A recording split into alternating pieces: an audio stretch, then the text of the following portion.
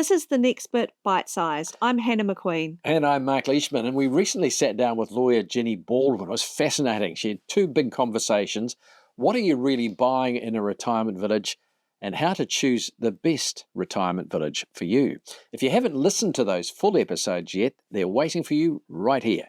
But this is The Next Bit Bite-Sized. So here's one of the standout moments from that conversation. Okay, Jenny, let's talk about retirement villages. I feel there's a little bit of confusion around what you're actually buying when you buy into a retirement village. Can you explain it to us? Yeah, that's right. When you're buying into a retirement village, generally you're not buying property.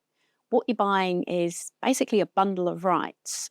So that you have a contract with the owner or operator of the village. And that contract gives you right to live in the unit for your lifetime. It gives you the right to access any services and facilities that are available at the village. And it gives you a right to be repaid a certain amount once that contract comes to an end. Is that an occupational right agreement? Yeah. That's the legal term. Yes, so the legal term is occupation right agreement. And we often use the acronym ORA. So if I slip into that, that's what I'm talking about. There's a lot of acronyms in the retirement village sector. So ORA it's like an umbrella term. So there can be different kinds of ORA. So the one that you find predominantly in New Zealand retirement villages is a license to occupy. So it's a pure contractual right to live in the unit. It's not a property right. Yeah, so you don't own it. You just you're allowed to stay there. You're allowed to stay there. Yeah. There are some villages that have a property right that attaches to that ORA, but they're fairly few and far between. So most villages that you would look at would have a license to occupy structure. In your experience, does that frighten people? Or do they understand what it means? I think you do have to get advice before you sign up for an ORA. You do have to get independent legal advice. So your lawyer should be explaining it to you. And it can be a little bit off-putting to some people because they're used to having had home ownership throughout their life. And to move into an environment where you don't actually own property can be a bit daunting. But it's a bit of a balancing of risks and responsibilities and rights. So you might not own the property, but that means that you don't have the ultimate responsibility for that property.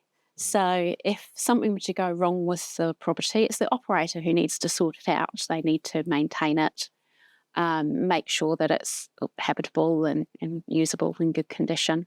But you also don't get the capital gains as well. So you don't have the obligations, but in most instances you don't get the capital gain. Yeah, in most instances, most villages in New Zealand, you don't get the capital gain when it's resold. And yeah, it's that balancing of risk and reward. So you've been able to live there. You haven't had to worry about, there's a hole in the roof, it needs repairing. Yes. I hope you're not in that village. No, but you never know what might happen. I mean, with events happening, things. Yeah, no, there's benefits with that. So what do you get at the end of the day when you pass on? In most cases, when you've either moved out or passed away, you usually won't get any funds until they've found a new resident to move in and they have settled their payment. Then you get back your original payment that you made, their original capital that you put in, less what we call a DMF, which is short for deferred management fee. It can be called different things in different villages. But that's a deduction made at the end, and it's typically around 30% of your original price that you paid when you went in. So that gets deducted and then you get the balance. For the full conversation with Jenny Baldwin, go back and listen to what are you really buying in a retirement village and how to choose the best retirement village. There's a lot more you need to know before you choose a village and sign anything. I'm Hannah McQueen. And I'm Mark Leishman. We'll see you again on The Next Bit.